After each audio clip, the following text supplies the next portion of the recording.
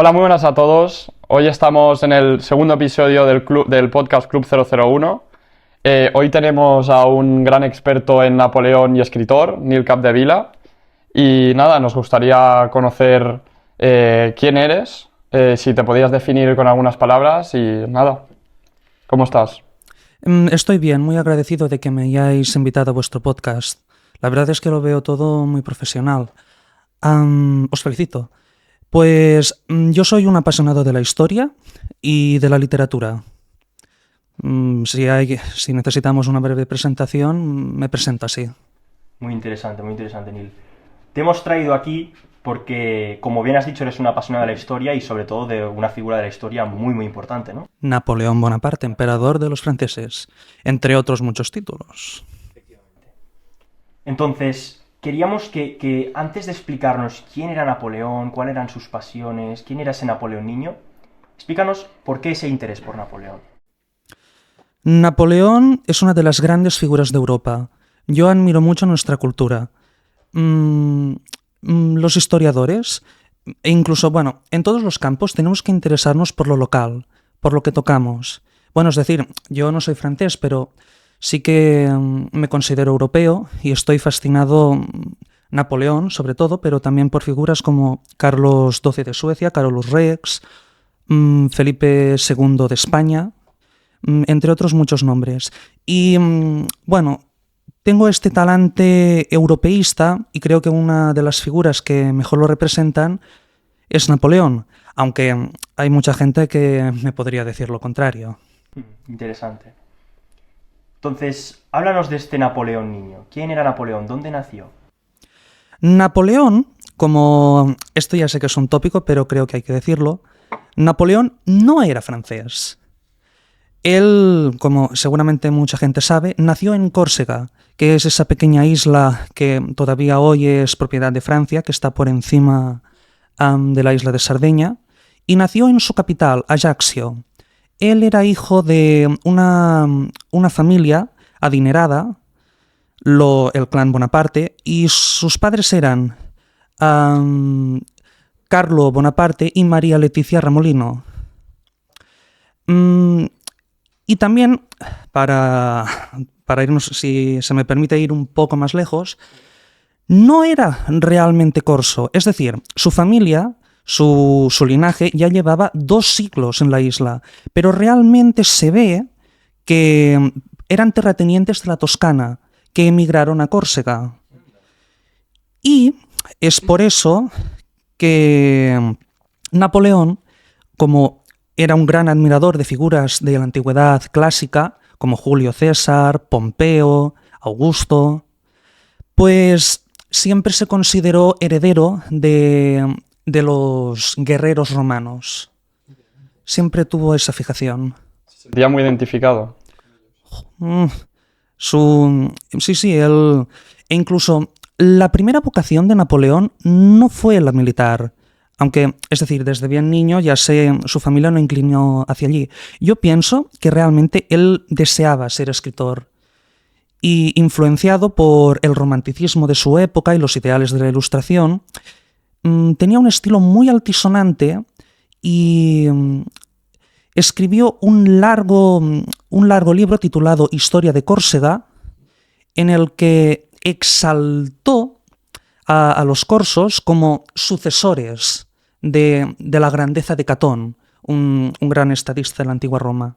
Aquí se demuestra que él estaba fascinado por la antigüedad clásica. Sí, por esa unión, ese imperio romano unido, ese europeísmo, ¿no? O sea, de allí podemos percibir qué era lo que le interesaba a Napoleón, ¿no? Sí. El poder, sentirse parte de un linaje poderoso. Creo que él llegó a decir una vez que amo el poder tanto como un músico ama su melodía. Y estamos hablando de una época donde estaban Haydn, Mozart, Beethoven. Es como si ahora dijésemos, amo tanto liderar España como Rosalía ama sus canciones. No, bueno. Entiendo lo que dices, sí, muy... O sea, todo este interés por lo antiguo forjó su carácter, ¿no? Era como que iba forjando su carácter, ¿no? Sí. y él siempre quería vencer. Hay una anécdota, cuando todavía era muy chico, se ve que en esa época a los niños, para prepararlos en las formaciones militares que debían hacer, pues se les hacía recrear batallas entre romanos y los cartagineses. Y él, cuando le tocaba hacer de soldado del ejército cartaginense, y la batalla era una derrota cartaginense, él insistía a su hermano José, que era mayor que él, pero se ve que él tenía más dominio sobre él, era el pater familias, y le pedía que intercambiara, le diera su estandarte romano. Él siempre quería ganar. Es una anécdota de su mismo hermano, José Bonaparte, Pepe Botella. Pepe Botella. Marco. Entonces, tenemos un Napoleón, un niño, ¿no? Que nace de una buena familia, ¿no? En Córcega. ¿Y qué es lo que hace? ¿Cómo van haciendo construyéndose esta figura de Napoleón hasta, digamos, porque supongo que entró en el ejército, ¿no?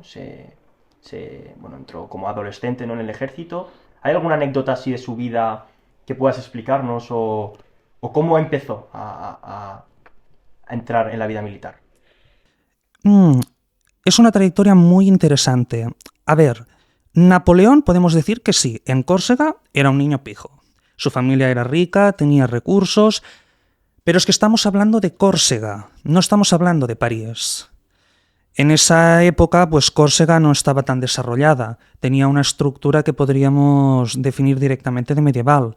Los caminos no es que estuvieran muy conectados, bien asfaltados. Así que José Bonaparte dijo, en Córcega la riqueza es un problema, porque tienes dinero pero no tienes dónde gastarlo con gusto.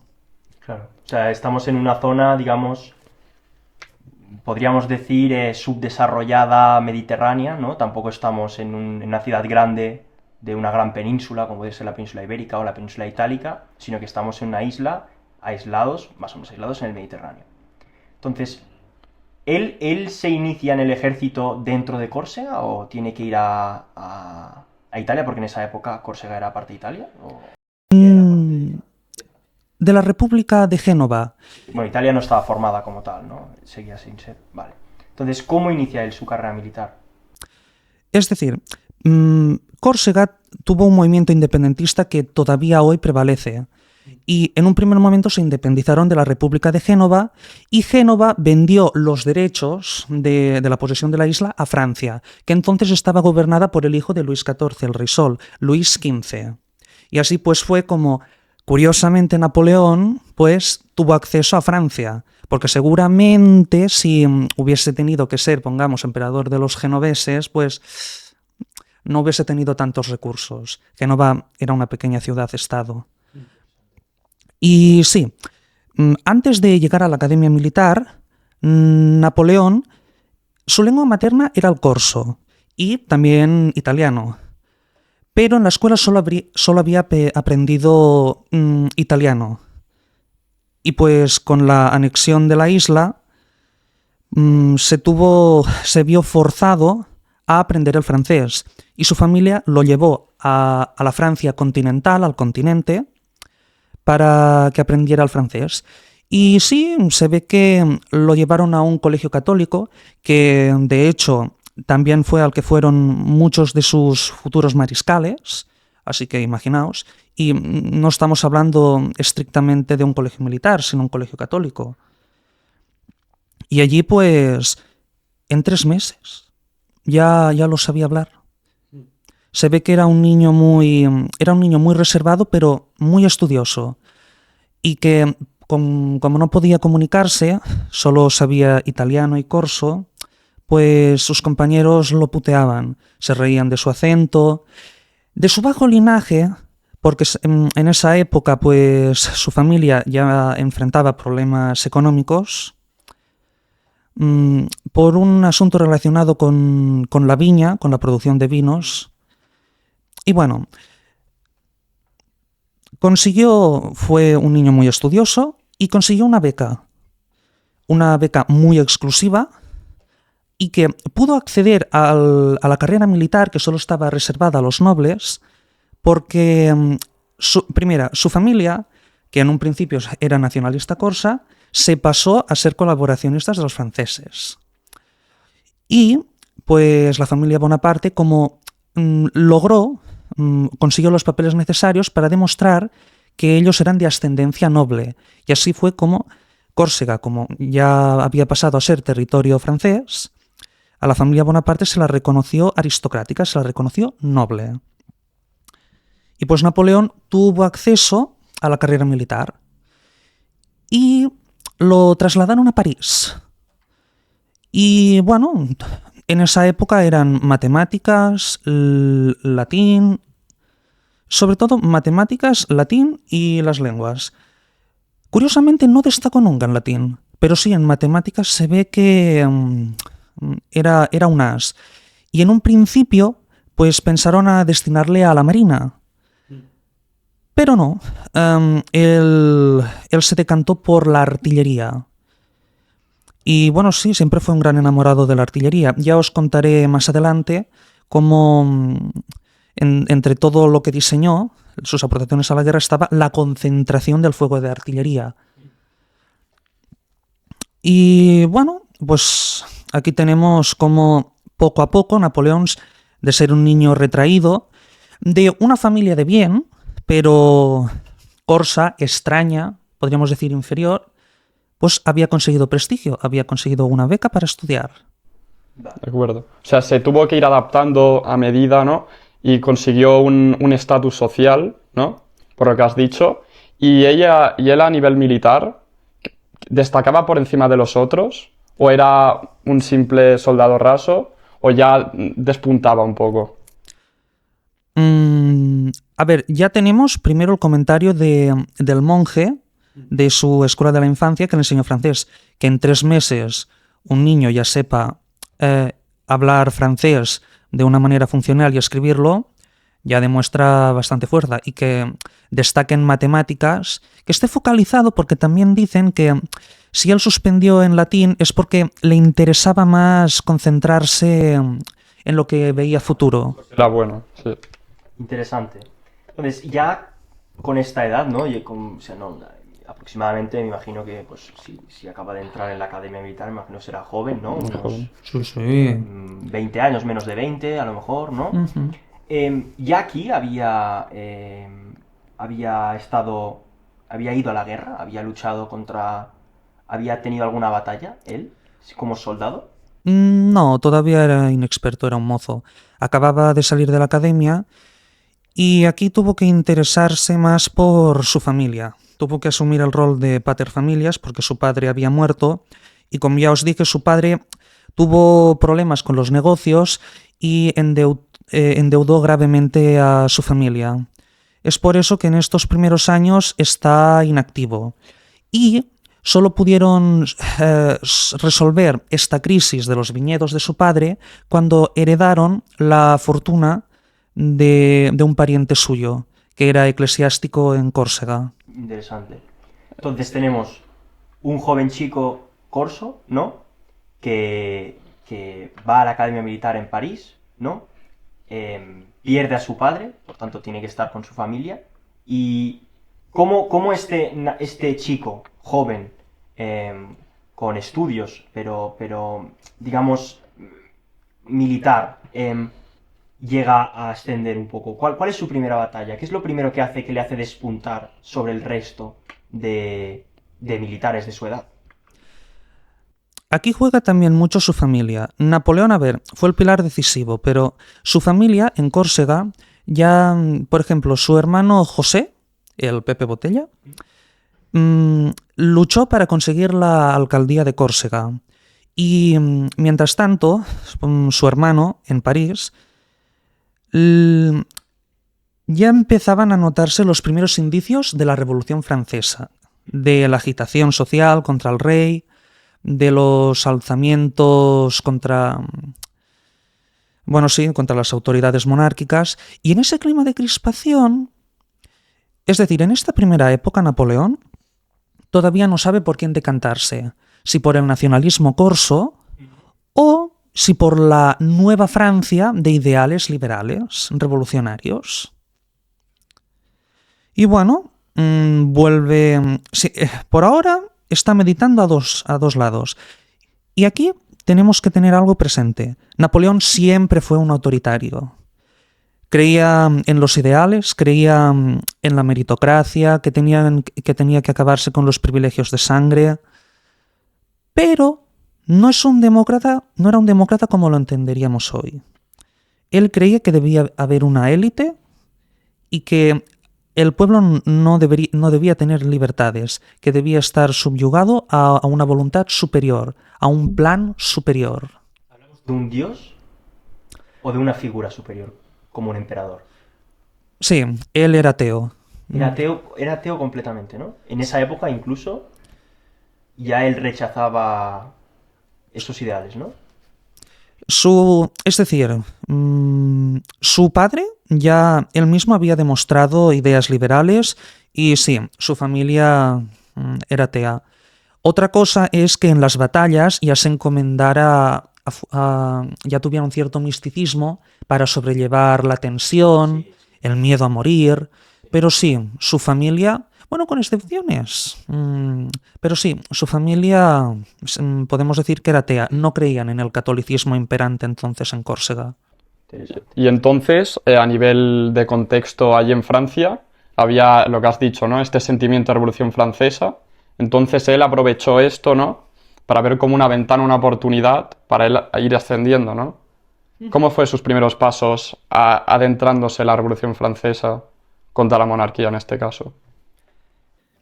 Cuando ya vio que Pasquale Paoli, que era el líder de los revolucionarios corsos, había despreciado a su familia, y bueno, él se había trasladado allí, y es que nos damos cuenta que siempre luchó a dos bandas, porque en un primer momento había ido en nombre de los revolucionarios franceses, pero cuando vio que en Ajaccio empezó a haber un intento de expulsión de los franceses, se pasó al lado de los corsos. Pero ese intento salió mal y pues fue lo bastante astuto y tuvo los contactos suficientes para mantenerse del lado de los franceses, porque ya la familia Bonaparte, su clan, había sido despreciado por Pasquale Paoli, no los consideraba de fiar. Y también José Bonaparte, como más tarde haría en España, era alcalde de Córcega, de Ajaccio, perdón, se llevó todos los tesoros que pudo, igual que hizo cuando ya lo expulsaron de España, llevándose todas las obras de Velázquez. Se ve que en Ajaccio fue la primera vez que lo hizo. De acuerdo. Interesante. Y, Entonces, bueno, y a nivel de Revolución Francesa, esto solo no lo va a hacer. Entonces, ¿quién era la gente que le ayudaba? ¿Fue el pueblo? ¿Se ganó el pueblo? ¿Tenía colaboradores muy poderosos que le ayudaran? ¿Cómo fue? Porque al final esto solo no lo va a hacer, ¿no? No, por supuesto. Es decir, todavía estamos hablando de un soldado raso. Es decir, tiene conocimientos, es valioso. El ejército ya lo tiene presente. Y es que la Revolución Francesa ha desterrado a muchos nobles, o sea que hay menos gente capacitada y de alta cuna ya no hay. Casi todos han sido exterminados. Y eso pues le abre las puertas a Napoleón para que contacten con él. Napoleón, con toda su familia expulsados de Córcega, vuelve a Francia y pues allí ya es cuando consigue su primer cargo de importancia, dejando de lado lo que había hecho ya en Córcega, que es aplastar a los revolucionarios de la Vendée. Perdón, revolucionarios no, contrarrevolucionarios. En la Vendée es una región de larga tradición católica y payeses.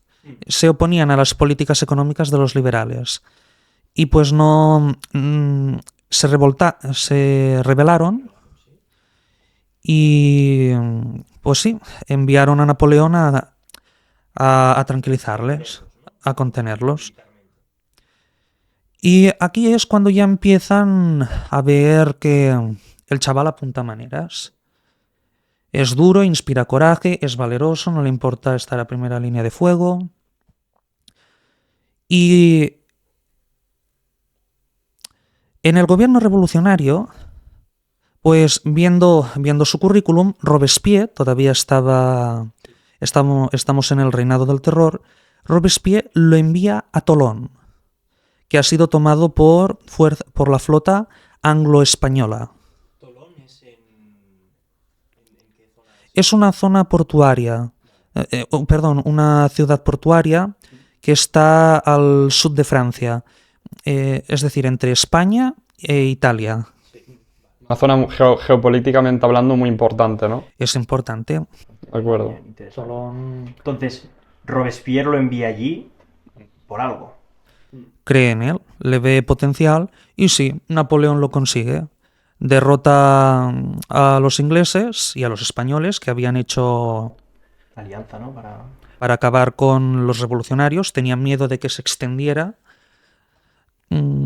Y sí, aquí ya tiene fama. Vale, porque, perdona que te corte, ¿puedes hacer ahora un pequeño análisis geopolítico de este momento europeo? ¿Qué está pasando, ¿no? Estamos a finales del siglo XVIII, ¿no? Me imagino. Europa está cambiando, ¿no? Empiezan, digamos, estas revoluciones contra las monarquías. ¿Qué es lo que está pasando geopolíticamente? Para que la gente que a lo mejor no sabe un poco de esto, que puedas explicarlo. A ver, hay que acabar con un viejo tópico. Había ideales, pero siempre ha habido ideales y siempre hubo descontento y siempre hubo revoluciones contra los reyes o contra las autoridades. Pero Francia, en ese entonces, lo que le hizo experimentar todo lo que experimentó fue una grave crisis económica, heredada de la incompetencia económica de la corte de los Borbones, que se había endeudado de una manera astronómica por la Guerra de los 7 Años, en la que perdió colonias tan importantes como la India y Canadá, y ayudando a las 12 colonias estadounidenses a zafarse del yugo inglés. Pero es que no había sacado nada. Había debilitado al Reino Unido, pero no había sacado ningún beneficio económico, solo se había endeudado. Y llegó un punto en el que empezaron las crisis alimentarias, y pues eso propició que el descontento se expandiera, que revolucionarios empezaron a demostrar sus exigencias de cambio, y el rey no supo contenerlo, porque también aquí la nobleza tuvo mucho que ver. Aunque fueran un monarca absoluto, Luis XVI necesitaba su aprobación para obtener su dinero, pero es que los nobles nunca quisieron dar su dinero para solventar las deudas de la monarquía. Y pues finalmente, ya sabemos las características. Los revolucionarios aprovecharon el descontento del tercer estado, del pueblo de Francia, de que la nobleza quisiera que ellos pagaran más cuando ellos vivían en la absoluta riqueza, en la absoluta pompa. Y aquí pues se abrieron camino los burgueses, se manifestaron como nuevos representantes del pueblo, se atrincheraron en la sala del juego de la pelota y establecieron la Convención Nacional. Y aquí es cuando ya empiezan a haber desavenencias entre los revolucionarios y los contrarrevolucionarios, que gradualmente, viendo Luis XVI que ya no puede contenerlos, intenta huir, pero lo detienen en baremes. Y al final esto lo llevará a la guillotina, porque finalmente los revolucionarios ven que el rey es inmanejable y también que ha perdido el apoyo de Francia, que lo ven como un desertor, un traidor que solo se preocupa por su propio pellejo, sí, que se atreve a huir al extranjero y espera que las otras monarquías, masacrando franceses, le ayuden a reconquistar su trono.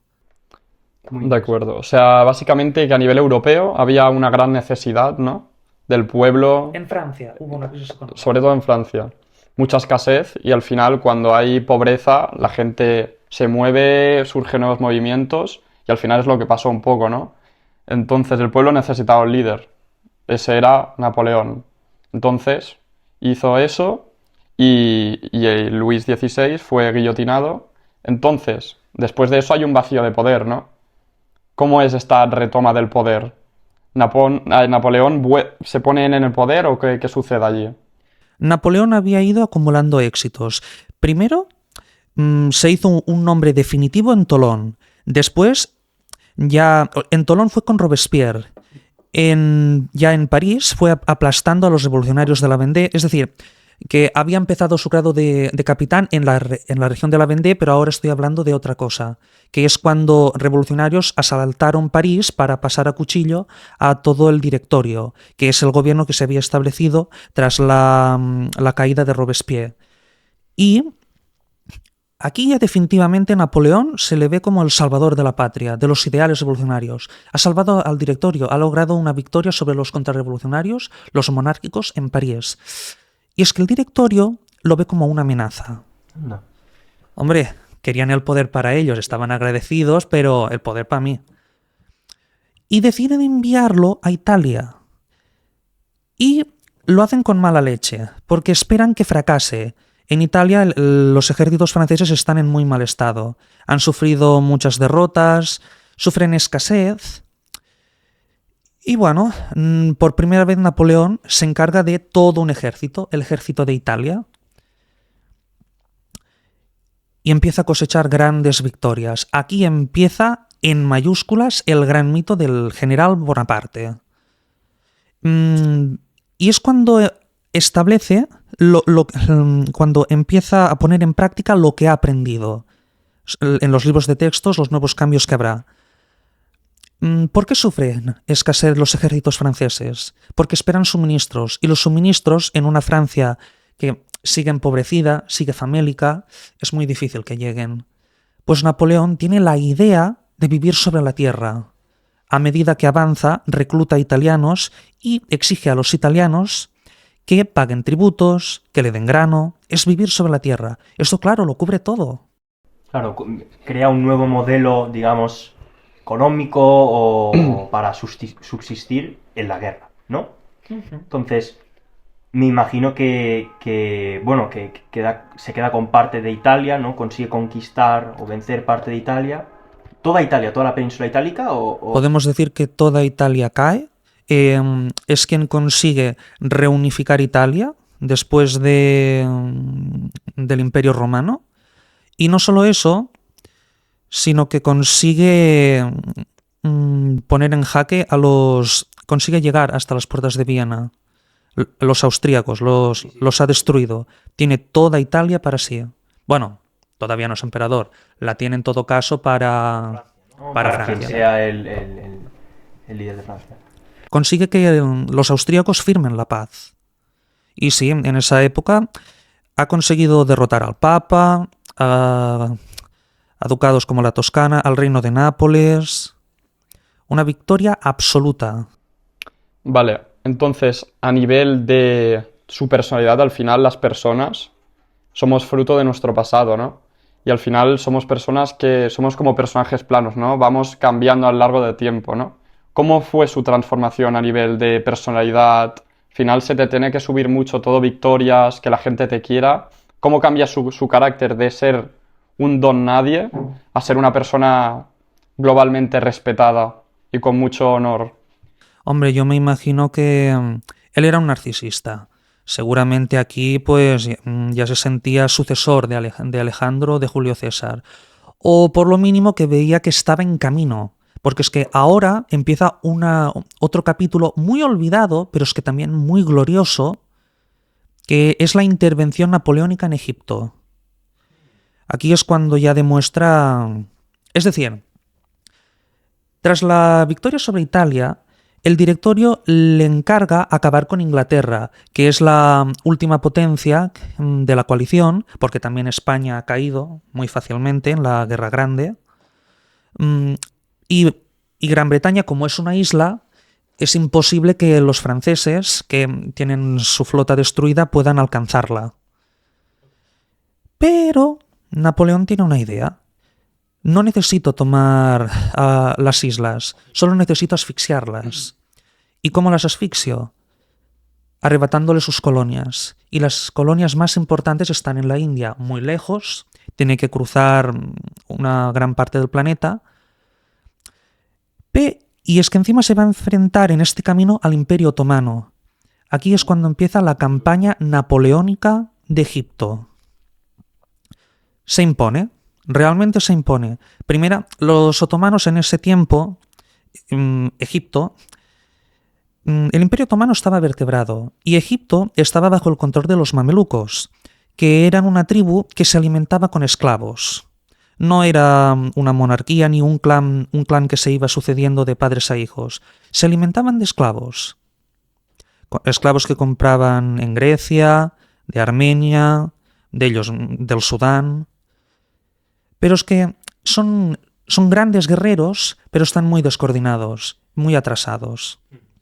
Y Napoleón, pues, aquí tienes una gran victoria, que es la que definitivamente le da el poder sobre Egipto, que es la batalla de las pirámides, que estaban a lo lejos. Pero sí, la bautizó batalla de las pirámides porque suena muy bien. Y antes de la batalla dijo a sus soldados, 4.000 años de historia os contemplan, haciendo referencia a los faraones y aquí utiliza una formación que era muy típica de la época, la formación en cuadrado, que te permite la mayor defensa y disparar, que tus soldados disparen por todos lados. Y es así como, solo teniendo 35.000 hombres, derrota a 100.000 mamelucos. Los masacran. Es una gran carnicería.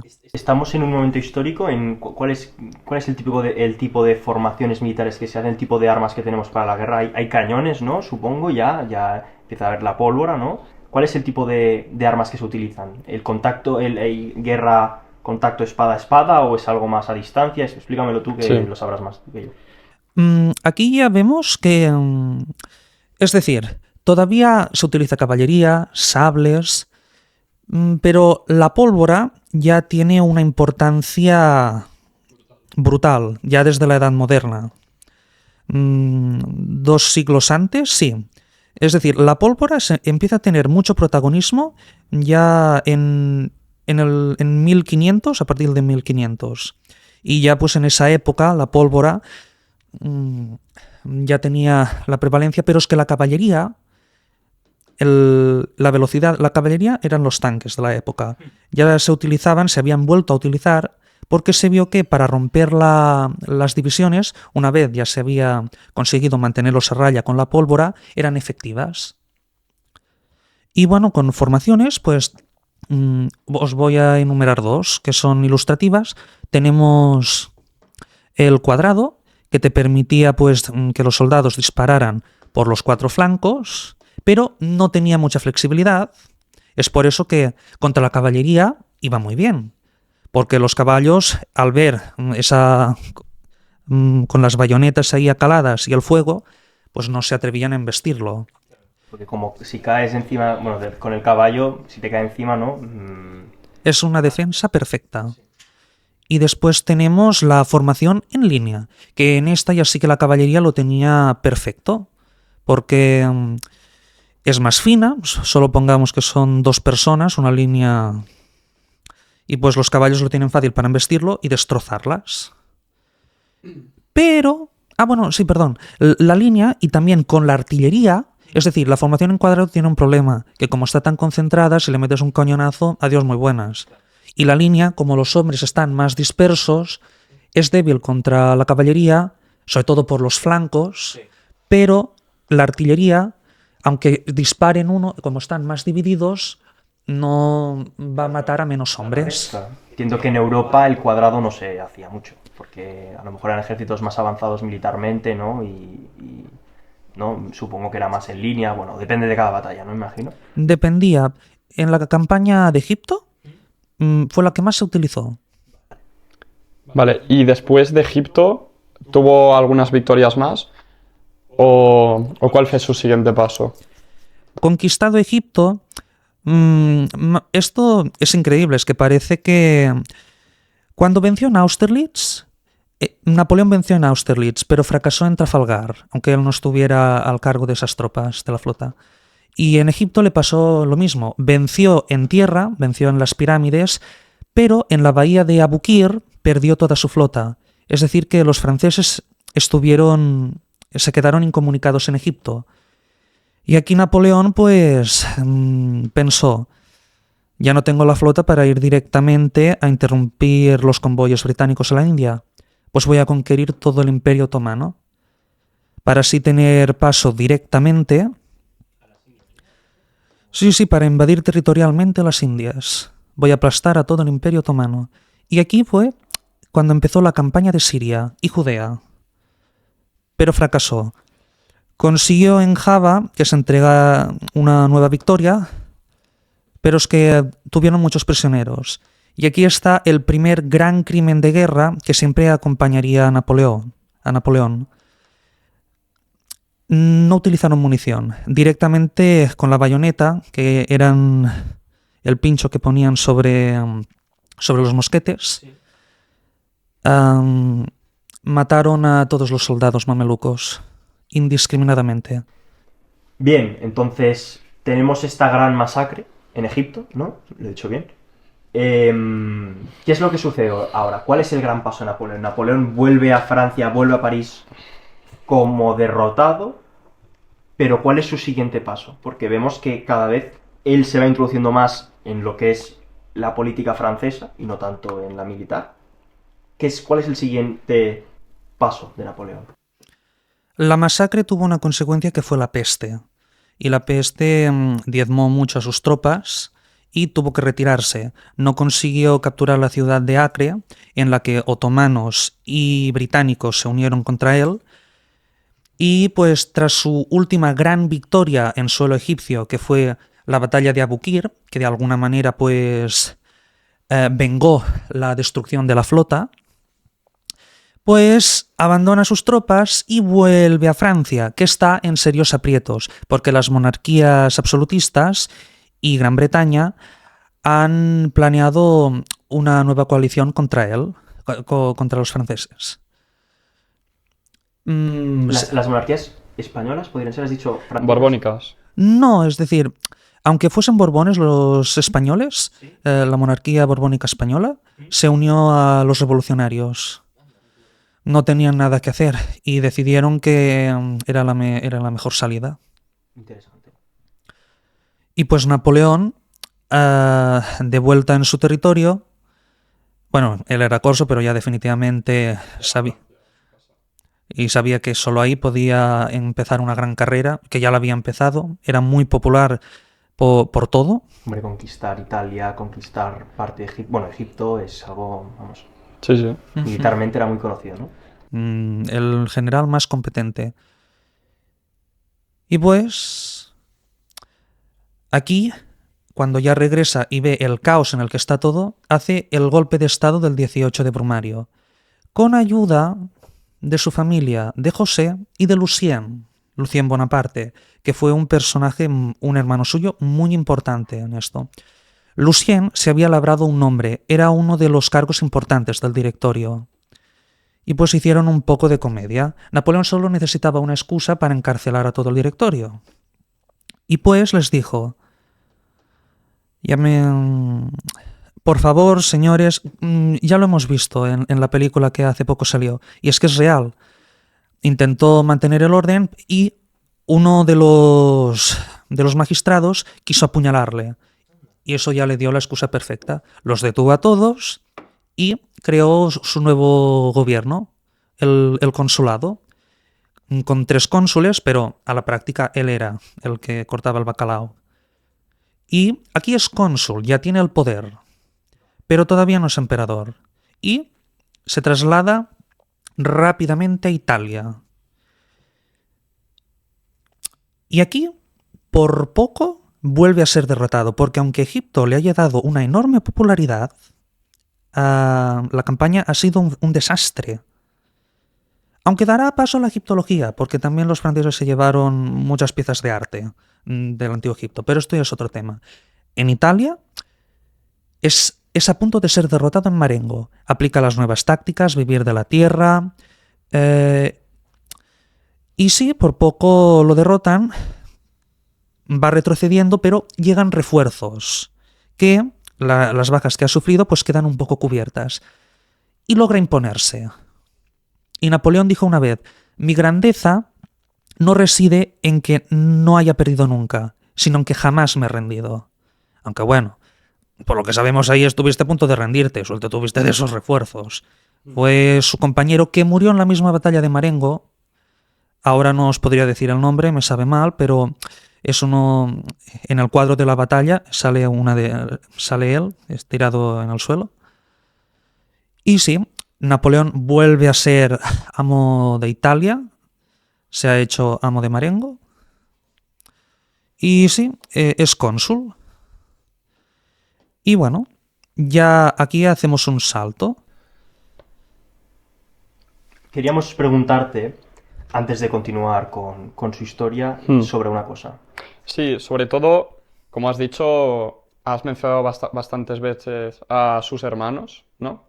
¿Cómo era su relación con su familia a pesar de siempre estar allí con la guerra? Estaba muy centrado a nivel personal, ¿no?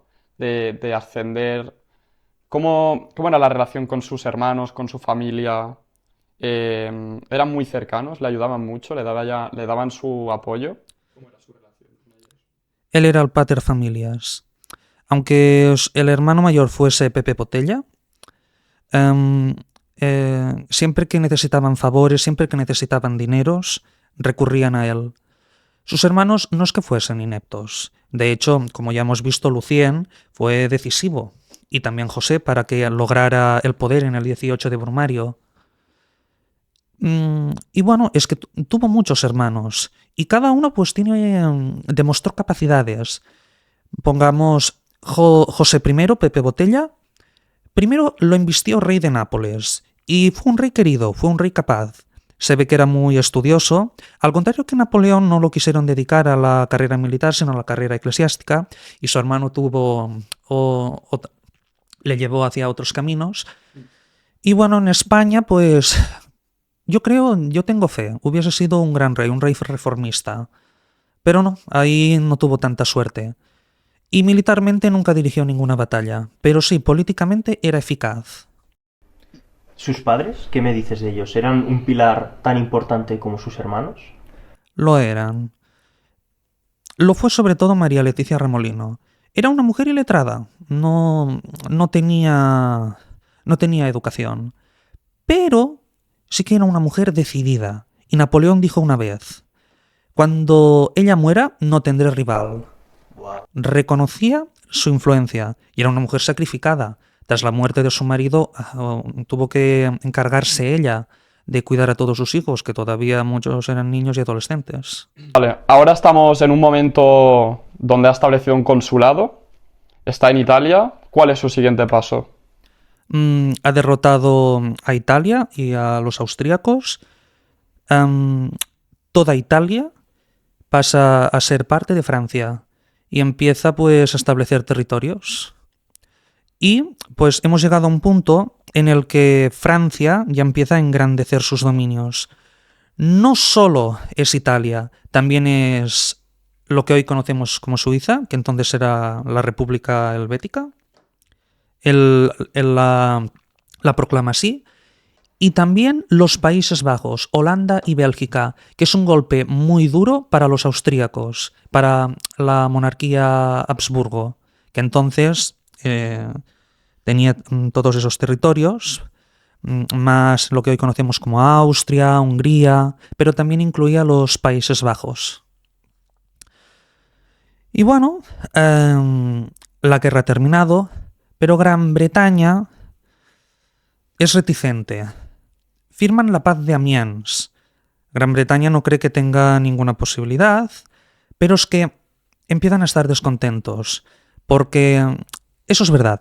Napoleón, y viendo a su ejército, habían tastado la gloria, no se iban a detener, querían más y más, y lo harían. Pero quería acabar de diseñarlo todo, quería tranquilidad, quería recomponer su ejército, quería adiestrarlo, Pero es que Gran Bretaña no iba a permitir tener las manos atadas por mucho tiempo, porque veía que los franceses con esos nuevos territorios tenían nuevos mercados y que no le interesaba. No, era una cuestión de honor, era una cuestión económica. Los grandes oligarcas londinenses querían comerciar con los puertos franceses y no querían que Francia pues les hiciese la competencia. Y pues la paz de Amiens dura muy poco. Fue un gran tratado. En verdad es que tuvo una gran pericia diplomática Napoleón y consiguió todos estos territorios, que en un principio pues hubiese incluso renunciado a todo, solo por la paz. Pero pues no. Los ingleses, Gran Bretaña, aquí empieza otra nueva gran coalición. Gran Bretaña, Suecia, Dinamarca, Prusia, Rusia, Austria. Todos esos territorios, todos esos reinos, se unen para acabar con el cónsul. Y es que aquí y así, como empieza el auge de su carrera, se corona emperador.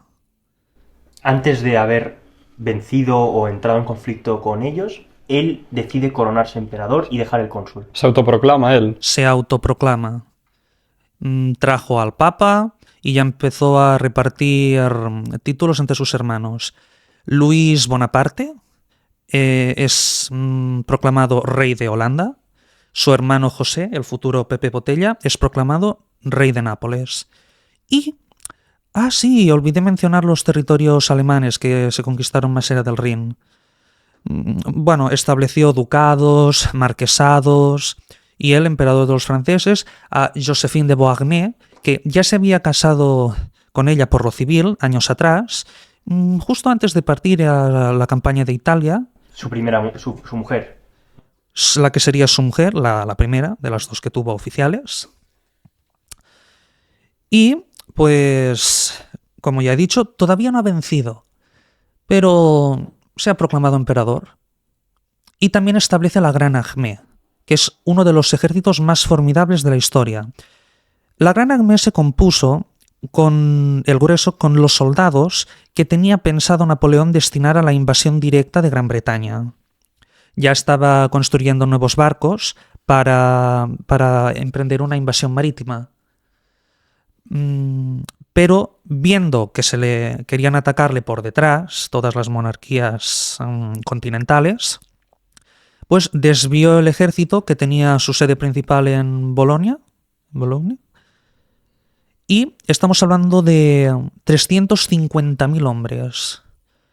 Y bueno, pero es que es una cifra irrisoria en verdad, porque se está enfrentando contra toda Europa, más el desembarco que los ingleses tienen planeado hacer. Y es que Napoleón, él dijo que en toda su carrera no había aprendido nada que no supiera. Y es que aquí hay una cosa que es verdad, y es que Napoleón tenía mucha pericia, era creativo, sabía operar sobre el terreno, pero es que las tácticas que utilizó ya habían sido diseñadas por teóricos militares. Él también aportó su imaginación, como por ejemplo la concentración de tiro, de sus tiempos en la escuela militar, su formación como artillero. Y empieza la formación en grupos armés, en corps d'armée, perdonad el francés.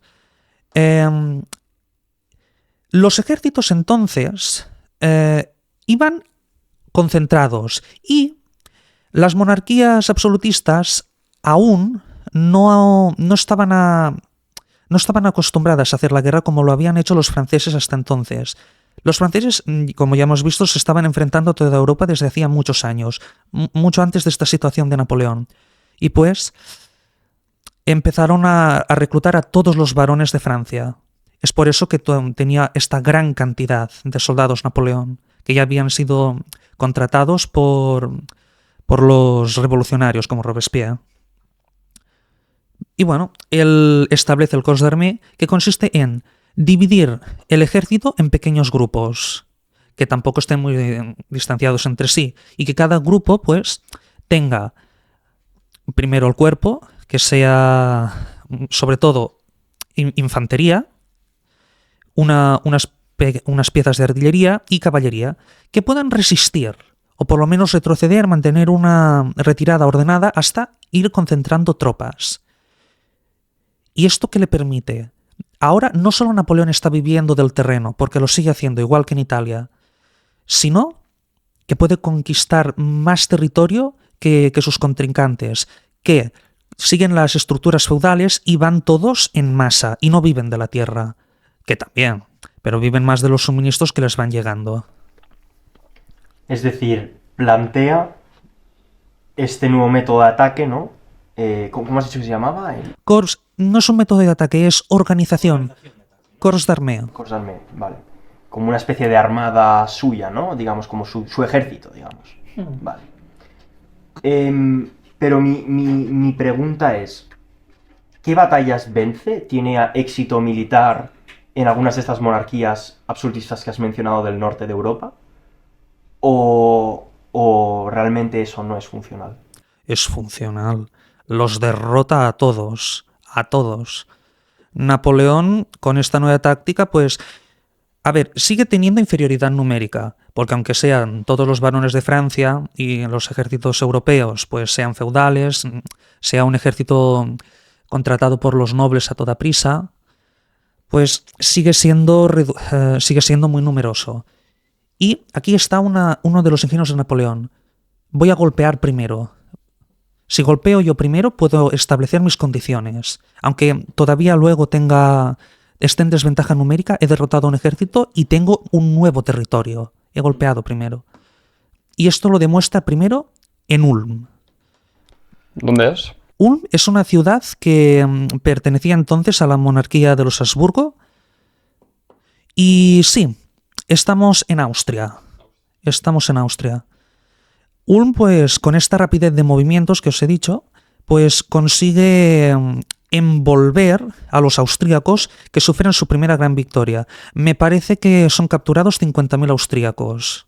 Y solo con movimientos, casi sin disparar balas. Los ha incomunicado utilizando los ríos que hay por ahí, con su división. Y pues los austríacos se ven obligados a retroceder. Tienen que entregar Viena. Aquí ya empiezan las cosas muy mal para la coalición. ¿Qué otra cosa que hay que tener en cuenta? Eran numerosos, pero es que estaban divididos por muchos kilómetros. Habían declarado la guerra quizás demasiado rápido. Tendrían que haber esperado a concentrar a sus ejércitos. Pero también Napoleón no les iba a dejar. Iba a golpear primero. Y golpeó primero en Ulm. Y aquí ha capturado Viena. Y vamos hacia la República Checa, que es donde está Austerlitz, la batalla más brillante de su carrera, que yo aquí discrepo, pero sí, historiográficamente es su batalla más decisiva. Ahí los restos del ejército austríaco se reúnen con el ejército ruso, que está comandado por Mikhail Kutuzov, Bueno, Mikhail Kutuzov, él prefiere ser cauteloso, ve que Napoleón no es un general cualquiera. De hecho, es que Kutuzov será el responsable de su derrota en Rusia. Él vio que a Napoleón no se le podía vencer directamente en un campo de batalla. Que también es cuestionable, pero... Y bueno, se llama la batalla, Austerlitz también, la batalla de los 3 emperadores, porque está Napoleón, emperador de los franceses, está el emperador Francisco del Sacro Imperio Romano Germánico y está el emperador Alejandro, emperador zar de Rusia. En un primer momento tienen ventaja numérica el ejército austro-ruso, pero es que a Napoleón le llegan noticias que le favorecen. Y es que se le envían refuerzos. Y es que necesita una batalla decisiva ya, porque ve que, aún a pesar del triunfo de Ulm y los tesoros de Viena, pues que las arcas están vacías, que necesita acabar la guerra cuanto antes de que vengan otros ejércitos del norte, que ya empiezan a traer problemas. Y pues aquí es cuando demuestra su gran aportación al arte de la guerra, que es el engaño. Él decía concentrar a las tropas en el punto más débil del enemigo para flanquearlo. Y eso es justo lo que hizo en Austerlitz. Voy a utilizar ahora vocabulario militar. Tenemos el centro del ejército y el flanco derecho y el flanco izquierdo. Napoleón desprotegió adrede el flanco izquierdo y abandonó los altos de Pratzen. Quien tiene las alturas, según la lógica militar de la época, tiene la victoria. Y pues los rusos están confiados, creen que Napoleón ha agotado a sus soldados, que ya no tienen nada que hacer, y pues ocupan los altos de Pratzen y se preparan para la batalla. Ven que el flanco francés, que os he dicho, el flanco derecho, está más desprotegido, y pues se van a lanzar por ahí para envolverlo. El plan del ejército austroruso era: vamos a atacar por la izquierda para luego hacerlo por la derecha y envolver al enemigo. Es muy poco creativo, en verdad, es que creían que tenían las de ganar. Pero Napoleón, con toda su astucia, les hizo creer que estaban en ventaja porque había cedido los altos de Pratzen sin luchar y había enviado tratados de paz. Quería demostrar debilidad, incluso fingió temblor ante el diplomático ruso. Los engañó a todos. ¿Y cuál era la táctica de Napoleón? Que vengan a mi flanco derecho, pero es que ahí, aunque haya pocos, es donde van a venir los refuerzos, y no todos. En mi flanco derecho voy a tener buenas divisiones que resistan la aluz de soldados. Pero yo me voy a encargar que en mi centro y en mi izquierda estén el grueso de mi ejército para ocupar los altos de Pratzen otra vez y mantener a raya con mi izquierda la derecha austrorusa, y así, una vez en los reconquistados los altos de Pratzen, dividir al ejército enemigo y poder aplastarlos. Divide y vencerás, frase de Alejandro Magno, seguro que la pensó. Y la batalla evolucionó bien. Consiguió mantener el orden, todo iba según lo planeado. Todos los soldados austrorusos hacia el grueso, no todos obviamente, concentrados hacia el flanco francés más desprotegido, que no tardaría en recibir a los refuerzos. Y Napoleón avanza hacia Pratzen, que aquí tenemos un recuerdo de la campaña de Egipto. Napoleón se había llevado a muchos mamelucos, que veía que eran muy diestros en combate. Y anexionó a su ejército. Muchos formaron parte de la Guardia Imperial. Tenemos un cuadro de Goya del alzamiento del 2 de mayo. Estaban allí. Los mamelucos formaron parte de la élite en la Guardia Imperial. Y esta Guardia Imperial, porque hubo un momento en el que Napoleón pudo fracasar en esa batalla. Los rusos veían sus intenciones y enviaron su Guardia Imperial, la Guardia Rusa. Y bueno, la Guardia Rusa era más efectiva. Eran hombres... Eran rudos y fuertes. Rudos, fanáticos del rey. Pero es que también los mamelucos eran una tribu, podemos decir, africana, nacidos para la lucha, de un clima violento, que eran esclavos. Estaban hechos para la guerra, digamos. Y bueno, lograron imponerse, y aquí el ejército, los austrorusos, viendo que ya no había nada que hacer, que su ejército estaba dividido, porque Napoleón, su ala izquierda, ya la había enviado contra la derecha rusa, que estaba luchando contra el príncipe Bagration. Una figura que Napoleón tuvo mucho respeto. O sea, ¿estaba luchando por un lado contra los rusos y por el otro también contra los rusos o era...? Es decir, el Napoleón, para mantener a raya, porque imagínate que Bagration pues lanza otro movimiento de pinza. Hay que mantener siempre la línea de ataque.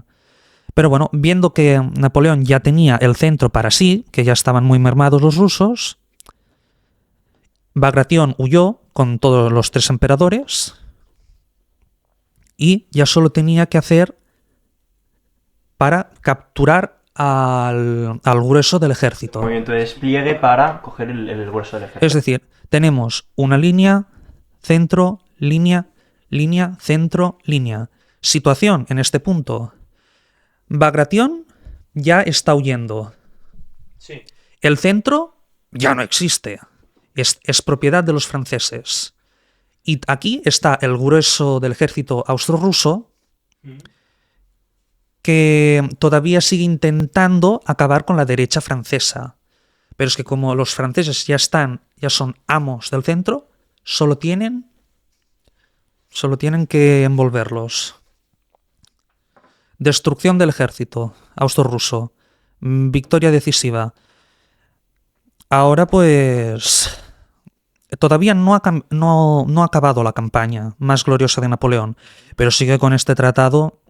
Se disuelve el Sacro Imperio Romano Germánico. Napoleón consigue todos los territorios de la actual Alemania, podríamos decir. Toda Alemania, como es ahora es francesa. Se funda la Confederación del Rin.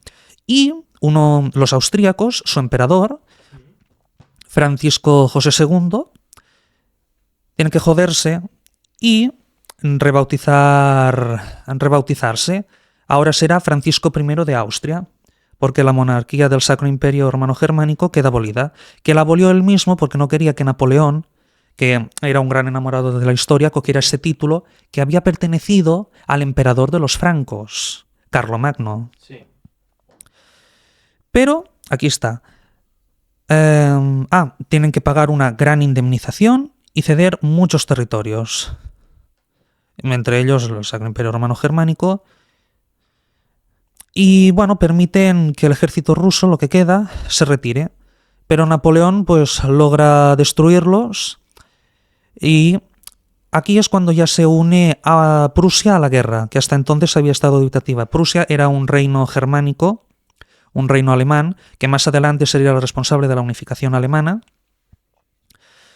Y bueno, logra destruir a los prusianos en Austerstadt-Jena y a los rusos definitivamente en Friedland. Se acabó. También logra que los suecos sean destruidos. Los daneses no tuvo demasiados problemas. Es decir, no hay rival que le haga sombra, ni aunque lo intentasen, no lo intentarían. Aunque lo quisiesen intentar, no lo. No, es que lo han intentado, pero han fracasado todos. Gracias a que Napoleón ha golpeado primero, gracias a su buena movilidad, a que su ejército está bien curtido, a que ha superado las estructuras rígidas del antiguo régimen. Ya estamos hablando de un nuevo concepto de la guerra. Y pues ahora Napoleón puede rediseñar el mapa de Europa a su antojo.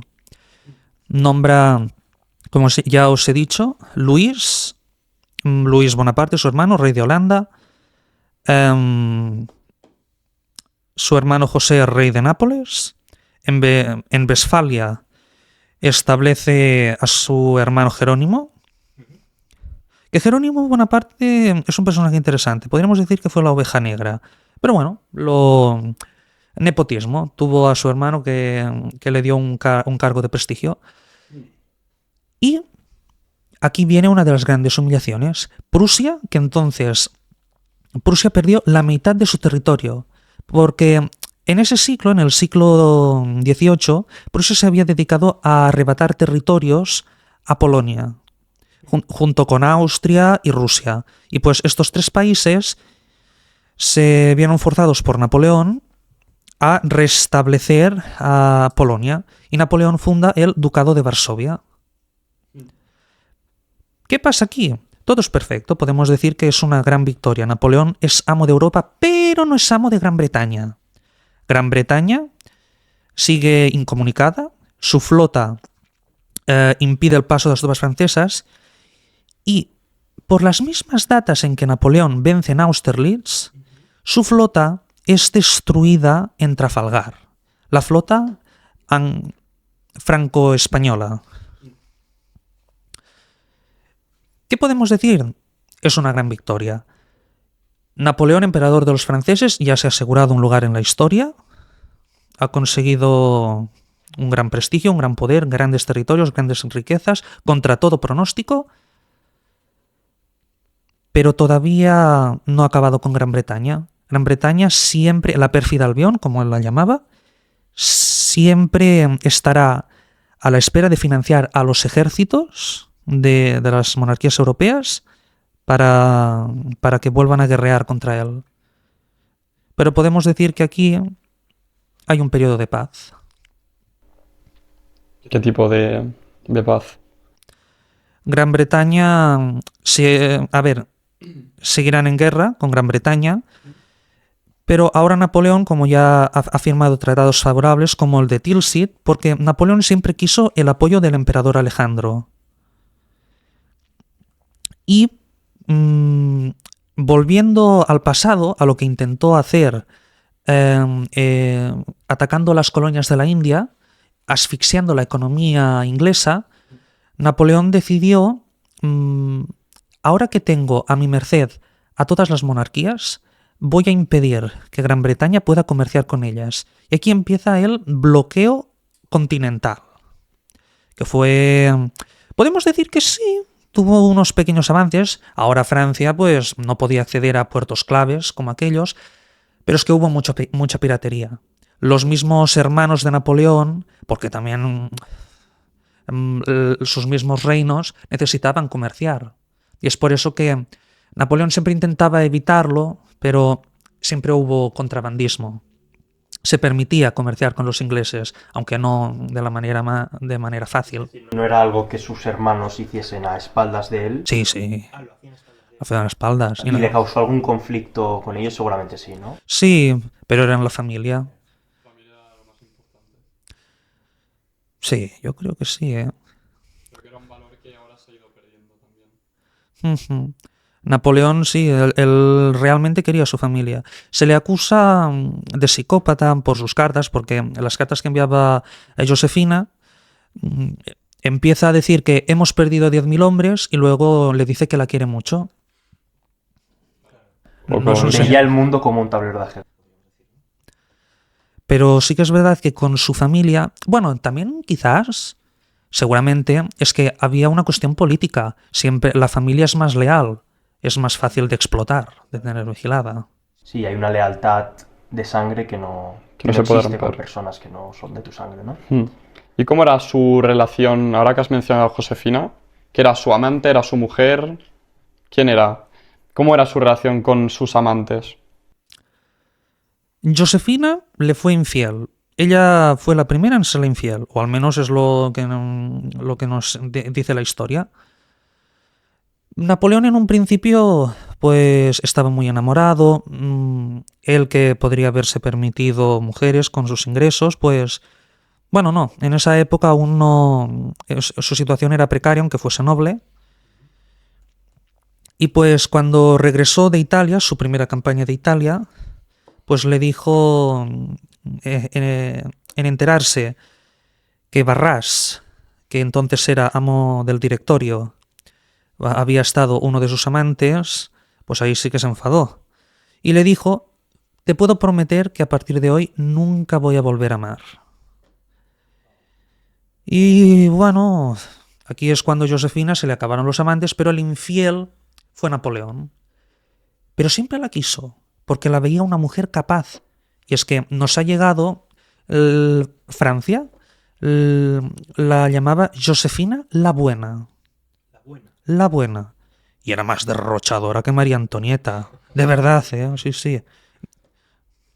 Se ve que esta residencia todavía sigue vigente. Es la residencia que Napoleón compró después de su campaña de Italia.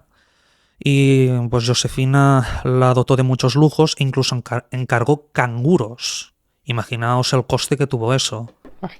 Claro, o sea, estamos hablando de una figura política que por raro que parezca está muy cerca del conflicto, ¿no? Debía estar muchos años o muchos meses sola, ¿no? Cuando él estaba en batallas o fuera en otras regiones de Europa.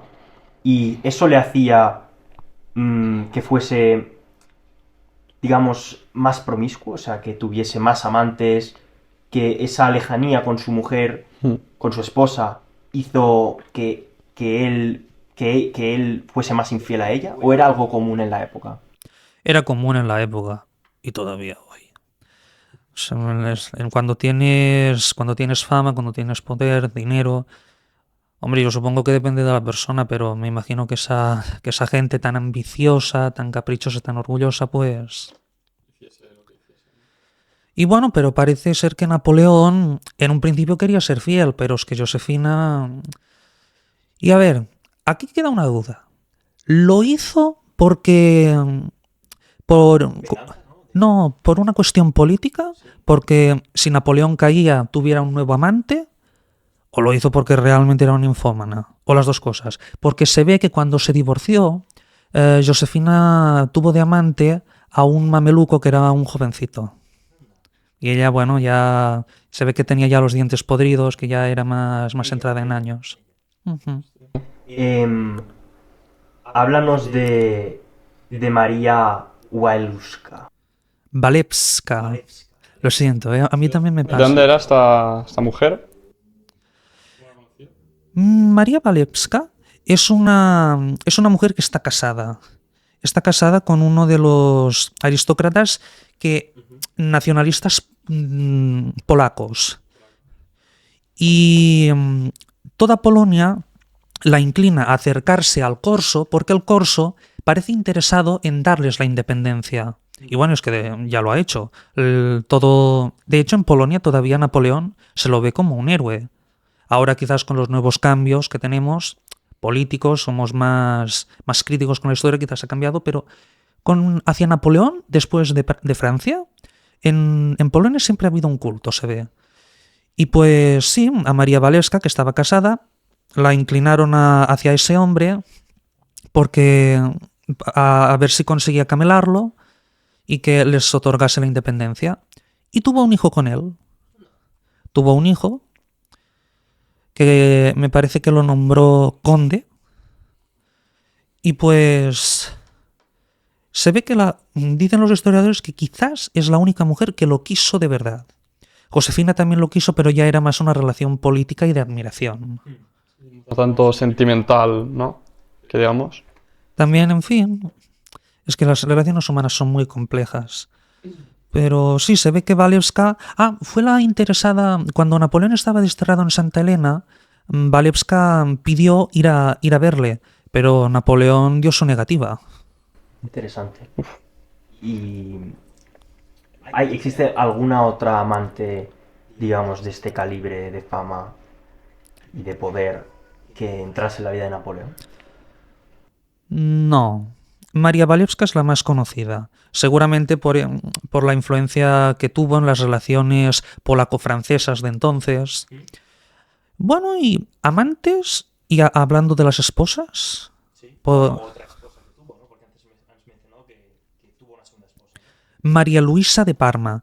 La relación con Josefina acabó porque Josefina no pudo darle un heredero, y Napoleón deseaba establecer un legado, quería una monarquía. Nunca tuvo ningún hijo con Josefina. Nunca no pudieron.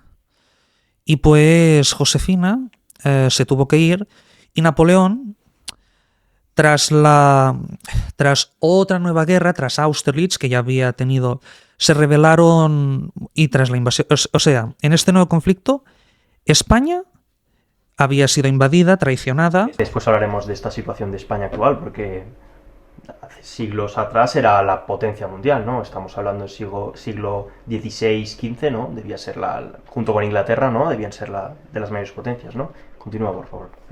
No. Y pues tenemos que Napoleón vuelve a derrotar a los austríacos que se han vuelto contra él tras haberlos derrotado una vez, aprovechando que empieza a sufrir derrotas en España, su ejército, que no él, pero es que los austríacos han vuelto a perder, y Napoleón, entre las opciones que tiene,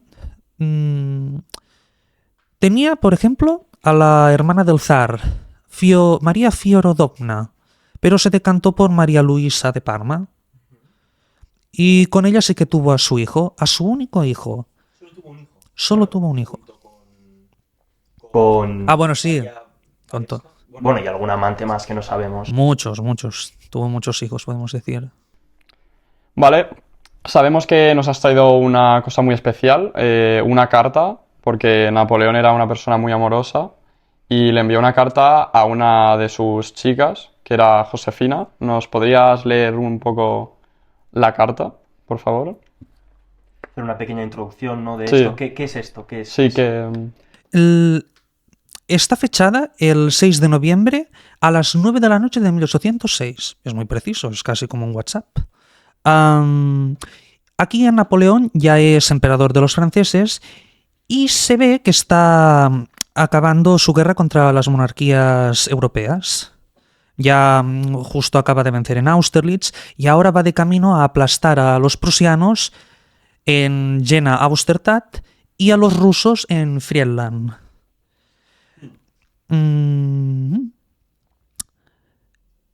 Empiezo a leer. He recibido tu carta y me parece que estás incomodada por lo mal que hablo yo de las mujeres. Es verdad que odio hasta el extremo a las mujeres intrigantes. Estoy acostumbrado a tratar señoras buenas, dulces y pacíficas, y estas son las que amo yo. Si las tales me han echado a perder, no es culpa mía, sino tuya. Por lo demás, conocerás que me he portado con generosidad con una que se ha manifestado sensible y buena. Madame de Hatzfeld. Cuando le enseñé la carta de su marido, me dijo sollozando, agitada de una profunda sensibilidad, pero con franqueza: «Ah, no cabe duda que es su letra». Cuando leyó el contenido, su acento traspasaba el alma y me afligió. Yo le dije: «Pues bien, arrojad, señora, esa carta al fuego, y no seré bastante poderoso para hacer castigar a vuestro marido». Quemó al momento la carta y se pintó en su rostro la felicidad. Su esposo quedó enteramente tranquilo. Con 2 horas de tardanza, su perdición era inevitable. Ya ves pues cómo amo a las mujeres virtuosas, francas y dulces. ¿Y sabes por qué? Porque únicamente éstas se parecen a ti. Adiós, amiga mía, estoy bueno. No escribía mal. Y para ponernos en contexto, es que la emperatriz, Josefina, le había escrito quejándose de lo mal que se hablaba de la reina de Prusia de entonces. Una mujer a la que yo personalmente admiro mucho, que demostró determinación. Él dijo a su marido, cuando ya la derrota era inevitable, que mejor caer con honra, llegados a este momento. Ella era una mujer de armas tomar. Y pues bien, aquí nos deja entrever su mentalidad. Era un hombre machista. Sí. Pero... Y ególatra, muy ególatra, ¿no? No. ¿Por qué juzgas que es ególatra en esta carta? Veo un profundo narcisismo, ¿no? Como Solo piensa en cómo él. cómo habla de las mujeres o de... O sea, las pocas cosas que se mencionan en la carta las mira desde otra mira, como si se tratase de... Es como que solo piensa en él, ¿sabes? Es Como verdad. si se tratase de marionetas de las Sí. que él está hablando, ¿no? Cuando esta mujer que... Es decir, él va a condenar a muerte a su marido, pero viendo que es una mujer tan inocente que quema la carta inmediatamente, creyendo que Napoleón cumplirá una promesa tan infantil como es que solo por tirar la carta ya perdonará a su marido, sí que nos demuestra que él...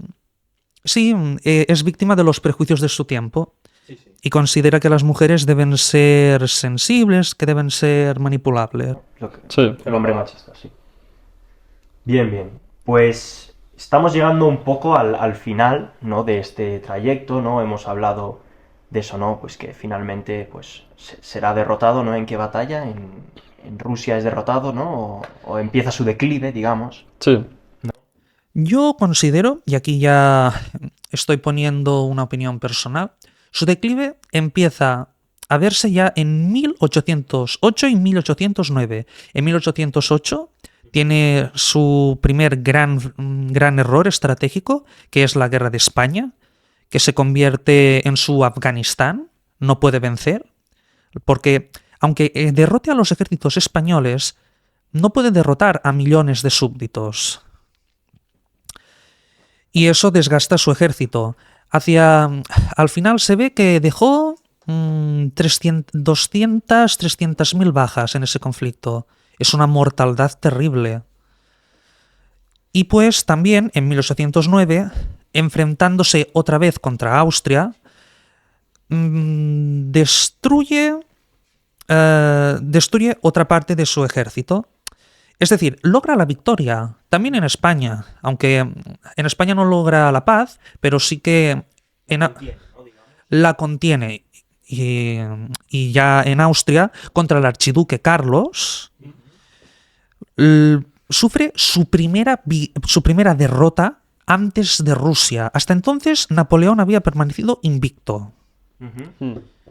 Y es vencido en Aspern-Essling. Y luego consigue la revancha en Wagram. Pero es que esta revancha en Wagram no es la aniquilación total del enemigo. Ha vencido, logra avanzar, logra que se firme el tratado de Schönbrunn, es decir, el palacio de la familia real. Y pues aquí Austria se ve muy humillada porque debe entregar Dalmacia, el Tirol y 40 millones de francos de indemnización de guerra. Que para la época debía ser mucho. Muchísimo. Puesto a la inflación o lo que sea, a lo mejor son 500 millones de la época, de ahora o más, ¿no? Sobre todo, muy desgaste, ¿no? Mucho desgaste. Iba ganando, pero se iba desgastando también a su vez, ¿no? Podemos decir que conserva su imperio. Es poderoso en 1809, aunque haya cometido una gran equivocación con España que lo está desgastando.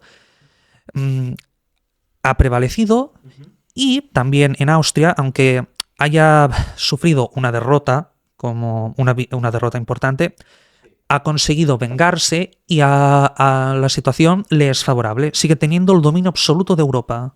Y estás hablando de ese dominio de Europa, pero en América, no sé si conoces mucho sobre la situación, pero ¿qué está pasando en América? ¿No? Tenemos esa América del Sur, ¿no? Dominada principalmente por, bueno, ya no sé si están los movimientos independentistas, nacionalistas, ¿no? Que dividen, digamos, esa parte del sur del continente. Y por otra parte, pasan cosas, ¿no? En Estados Unidos no sé si aún se han, digamos, conformado con ese nombre o si sigue siendo parte de la colonia inglesa. Explícanos un poco, detállanos un poco de esa situación en ese lugar del mundo. Antes de Napoleón, de su ascenso, los ingleses, viendo el caos revolucionario en Francia, y una vez que España pues, se ha pasado al bando de los revolucionarios, los ingleses, que ya habían ansiado durante todo el siglo XVIII apoderarse de las colonias americanas, se interesan por invadir esos territorios, pero fracasan. Y con la invasión napoleónica de España, pues las colonias, igual que ya se había hecho en España, forman juntas centrales. Porque tenemos que ponernos en contexto, la monarquía borbónica, Fernando VII y Carlos IV, su padre, estaban prisioneros en la ciudad de Bayona. Es decir, que había un vacío de poder importante. Y por eso se formaron las juntas centrales, para resistir al invasor. Y en América, pues, fue más de lo mismo. E incluso hubo sectores, todavía hoy, si vas en muchos países de América Latina, hay plazas o calles que se llaman 2 de Mayo o Constitución de Cádiz, porque hacen referencia a lo que se vivió entonces. La Constitución de Cádiz, que ya sabemos, el 2 de mayo, que fue el alzamiento contra las tropas francesas en Madrid. Y pues, en un primer momento, la mayoría no querían zafarse de la influencia de España. En todo caso, querían más autonomía. Exactamente lo mismo que pasó con las 12 colonias americanas respecto al gobierno británico. Querían más autonomía, decisión política. Entiendo que a tantos kilómetros de distancia y como es ahora, al no estar tan comunicados, lo que querían es algo más de no depender tanto de esa respuesta, ¿no? De Europa, ¿no? Querían esa dependencia, no independencia, sino autonomía, ¿no? ¿Entiendo? Y también la sociedad, es decir, es que es un caldo de cultivo. No todos no todos quieren lo mismo. En esa época, en la América española, hay 3 grupos. Están los criollos, que son descendientes de colonos españoles o no españoles, pero que como no han nacido en la península, no No, de otro rango, estadio social, digamos, ¿no? son de otra cultura. En esa época no era la sangre, en este aspecto, quiero decir, sino el lugar en el que nacías. Tenían poder, tenían negocios, pero no tenían decisión política. Estaban subordinados a la autoridad de los peninsulares, que ya sí que eran autoridades españolas, venidas directamente por orden de los reyes. Y luego el tercer grupo, aquí ya estamos hablando de los mestizos, los indígenas, el pueblo llano. Los criollos siempre compitieron con los peninsulares. Los peninsulares eran reaccionarios. No querían otorgar ningún cambio a los criollos. Querían que siguieran subordinados a la autoridad de Madrid, a la autoridad de los Borbones, de la corte. Y bueno, los criollos también vivían un poco preocupados, entre ellos, por el radicalismo de algunos sectores, que ya eran partidarios de dar privilegios a los indígenas, porque los criollos querían la autonomía, pero es decir, autonomía para poder explotar y sacar más rendimiento ellos particularmente de la explotación de los negros y de los Esclavos indígenas. de africanos, ¿no? O sea, aquí era más una guerra entre criollos españoles y peninsulares, más que con la gente del pueblo. El pueblo llano, según la zona, se afilió a unos o se afilió a otros. Hubo un momento, es decir, todos prometían, pero básicamente fue un conflicto entre las élites. Y es por eso que poco a poco las colonias, los virreinatos, que no tendríamos que hablar de colonias, tendría que ser virreinatos, porque ya lo vemos. Tenían sus leyes, pero siempre estaban subordinados a la península. Y definitivamente muchos se independizaron y aquí pues fue el fin de la presencia española en América. Es decir, que Napoleón, la entrada de Napoleón en Francia, en el poder francés, fue un factor determinante también para la independencia americana, ¿no? Hoy España podría seguir conservando los virreinatos. Bueno, es decir, podrían haber pasado muchas cosas, pero sí, quiero decir... entiendo que si sin esa figura de Napoleón hubiese sido más fácil conservar, ¿no? En esa época sí. Y es que Fernando VII envió sus ejércitos una vez ya concluida la guerra de independencia, pero fracasaron militarmente, pero tuvieron opciones. Las opciones hubo, pero... Y sí, Napoleón fue determinante, el casus belli, podríamos decir. Vale, ahora reconduciendo otra vez la situación, ¿cómo fue su caída? Porque estos tipos de personajes suben muy lentamente, pero después su caída es muy rápida. ¿Cómo fue? Podemos decir que sí, hubo un exceso de ambición por parte de Napoleón.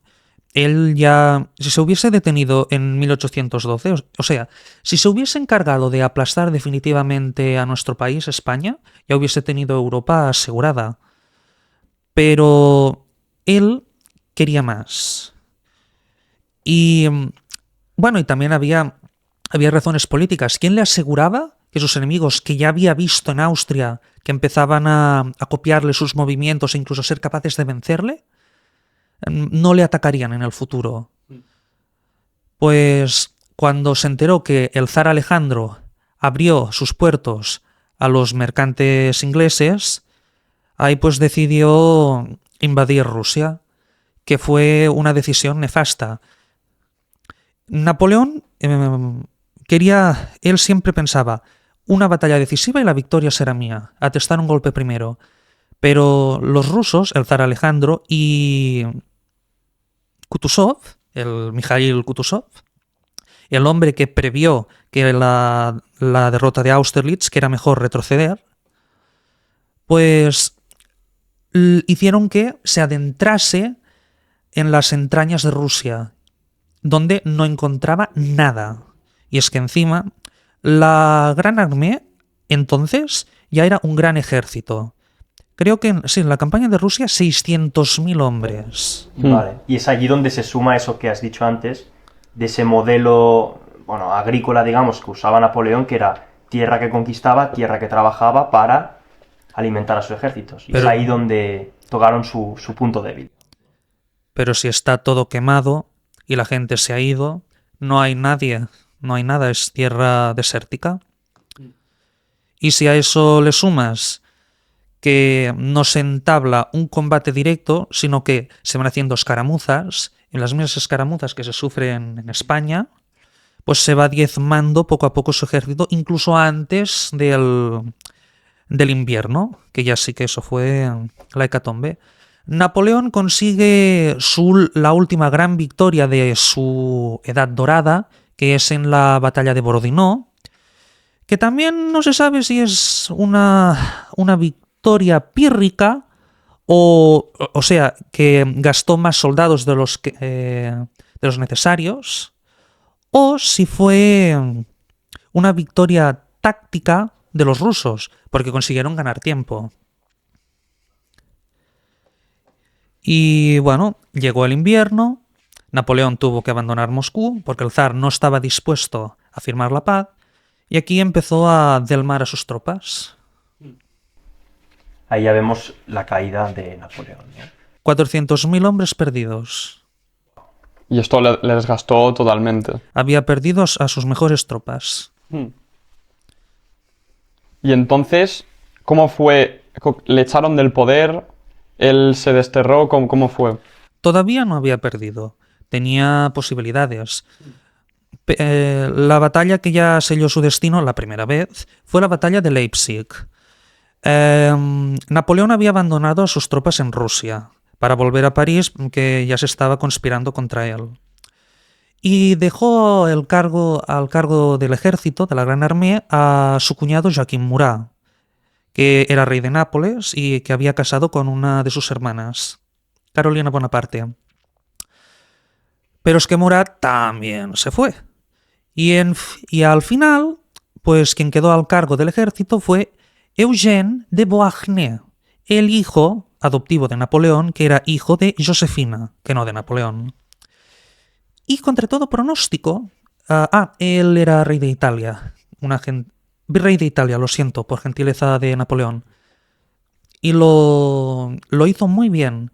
Él sabía que no se podía conseguir una batalla decisiva y pues tuvo que sacrificar hombres en Polonia, que dejó en fortificaciones para que el ejército ruso se tuviera que dispersar. Interesante. Y ya en Leipzig fue la primera vez que Napoleón perdió el poder. Vale. Pierde el poder y ¿qué es que le quitan los títulos? ¿Qué es lo que sucede exactamente? ¿Cómo es esa pérdida de poder y dónde acaba Napoleón sus últimos días? Bueno, ¿qué edad tenía en ese momento Napoleón para...? Es decir, a ver, 1813 es el año de la batalla, 1769 es cuando nació. Lo siento, soy muy malo en matemáticas. ¿Qué edad tenía? En torno a unos... Es 69. Lo siento, chicos. 69, 8, 9, 10. Pues pongamos que casi 40. Maldita sea. Consigue, ¿no? Con 40 años ser derrotado. Es derrotado. Y dentro de París, ¿quién le sucede? ¿Quién le quita todo su poder? Sí. Toda la gente que había depositado sus esperanzas, su lealtad, le exige que se vaya, que ceda todos sus cargos. Y bueno, pero sí que exige que su hijo sea proclamado rey de Italia, Napoleón II, pero nunca ejercerá ese título. Bueno, es decir, sí que lo ejercerá, pero no, solo será como un traje, no tendrá funciones reales. Vale. Y pues lo destierran a la isla de Elba, que es una pequeña isla no muy alejada de Italia y tampoco de Francia. Está cerca de En el Mediterráneo, ¿no? O sea, Es el Mediterráneo. no, o sea, de Córcega, está cerca de Córcega. También, en verdad, pero es decir, digamos que es una islita que está Para muy aislarle a él. contenida. ¿Era eso o la muerte? Para él, ¿no? Por una figura. ¿Intentó alguna vez volver a tener ese poder o se dio como rendido? Napoleón esperó su momento. Los Borbones regresaron a Francia. El imperio francés, el primer imperio francés, fue disuelto y pues los franceses, aunque hubiesen sufrido muchas bajas y finalmente Napoleón hubiera fracasado, no estaban dispuestos a quedarse con lo peor, que eran los Borbones. Y pues Napoleón aprovechó el momento. Le habían permitido retirarse a Elba con su guardia imperial y sí, tenía unos buques, solo tuvo que esperar y se fue. Pudo haber sido interceptado, pero él, que creía en el destino, aunque fuese ateo, sí que tuvo un punto místico. Sí, era agnóstico, digamos, ¿no? Rozaba o... Sí, Bueno, siempre la suerte, ¿no? Siempre da esa confianza, ¿no? Entonces allí llega a conseguir algo o lo detienen. O sea, llega a París con su ejército o no. es decir, lo llevan a las costas del sur de Francia, la Costa Azul, y allí pues le han enviado al mariscal Ney para que lo detenga, que había sido uno de sus grandes mariscales, uno de sus íntimos. Y bueno, disparad, pero nadie dispara. Y todos empiezan, ¡viva el emperador! Y se unen a él. Eso te demuestra. Y es que había salido ahí. O sea, los propios que venían a detenerle... Se unieron a él. Él, es decir, iba ya con sus leales, con su séquito, sale adelante. Si alguien, soldados, y dijo el nombre del regimiento incluso, si alguien quiere disparar a su emperador, heme aquí. Y sí, jalaron su nombre, viva el emperador, y se unieron a él. Y sin disparar un solo tiro, reconquistó toda Francia, reconquistó el poder. ¿Cuánto poder tenía? Mucha popularidad, mucho carisma. Y, o sea, tiene el apoyo de toda Francia, ¿no? Vuelve a tenerlo todo. Llega a París y ¿qué sucede allí? ¿Se mantiene o tiene ¿Cuántos años? Aquí empiezan los 50 a lo mejor o más? 100 días. En 100 días tiene, eso es lo que dura su mandato, ¿no? Su retorno, los 100 días. Y pues... A ver, tenemos que tener en cuenta que, aunque ha regresado, y aunque tenga un gran apoyo popular, Francia ya no es lo que era. ¿En qué sentido? Francia ha perdido todos sus territorios. Ha perdido muchos soldados, la población está cansada realmente porque solo han sido unos pocos meses de ausencia del emperador. Empobrecida también, ¿no? Y igual que había pasado con la monarquía de los Borbones, no queda en general. Napoleón conserva a mariscales suyos, pero la mayoría se han ido, lo han abandonado. Ya no... Y como aliado exterior solo tiene a Murat, que todavía conserva su reino de Nápoles. Es decir, Napoleón vuelve, tiene popularidad, pero no tiene a sus mariscales, Francia está más debilitada y él está más viejo. Ya no es el joven que había conquistado Italia, que había conquistado Egipto, y es que tenían que volver a empezar de cero. Ya. Pero ya no era lo mismo. Ya no era lo mismo. Y entonces, imagino que, bueno, es derrotado, pierde el poder, ¿no? La famosa batalla de Waterloo. De Waterloo, ¿no? Donde es derrotado. Si quieres explicarla y lo que puedas contar así brevemente. Creo que nos queda un poco tiempo, pero bueno, puedes aprovechar. Wellington, que es el general británico que más lo había puteado en España, había obtenido grandes victorias, Wellington, sobre los franceses. Pues era un general más conservador, pero que también tenía audacia. Sabía ser creativo cuando la situación lo requería. Y pues podemos decir que en Waterloo, Napoleón vio que lo tenía complicado. Había llovido, así que no atacó inmediatamente a asestar el primer golpe, que era muy común en él. Y pues Wellington mantuvo más la línea. Tenía miedo de Napoleón. Él prefería ser cauteloso. Y pues lo hubiese derrotado. Es que no quedaba nada para destruir uno de sus flancos. Pero Wellington recibió refuerzos prusianos del mariscal Blücher, el viejo loco que había jurado vengarse de los franceses, que lo habían torturado.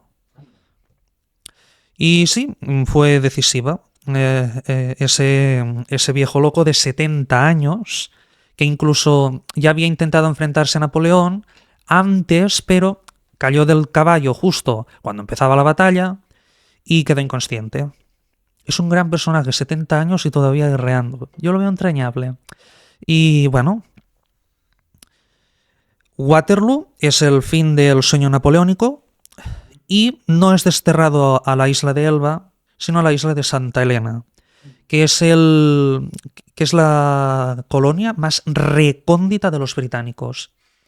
Y ahí es donde muere. ¿Dónde está Santa Elena? Si se puede situar geográficamente. Todavía está bajo control de los británicos. Está En el Atlántico. en el Atlántico. Bueno, sí, justo en el Océano Atlántico. De acuerdo. ¿Y cómo muere? No sé, todavía hay controversia. Yo pienso que realmente murió por causas familiares, genéticas, por un cáncer de estómago, que es por lo que había muerto su padre, pero se dice Que tenía muchos dolores, ¿no? De estómago y por eso siempre iba así, o eso es un mito. Hay muchas teorías que quizás lo hacía para emular a los magistrados romanos, pero también porque le hacía daño. Y bueno, pues cuando abrieron su tumba y analizaron su cabello, se ve que había arsénico, altas cantidades de arsénico. Pero es que en esa época no había la higiene ni las precauciones que tenemos ahora. El mobiliario mismo tenía mucho arsénico. Sí. Y pues yo me decanto más que fue causas naturales. O de condiciones de la época y eso, pues bueno. Ahora que hemos hablado de toda su historia, de toda su vida, es indudable que ha dejado un legado en la actualidad.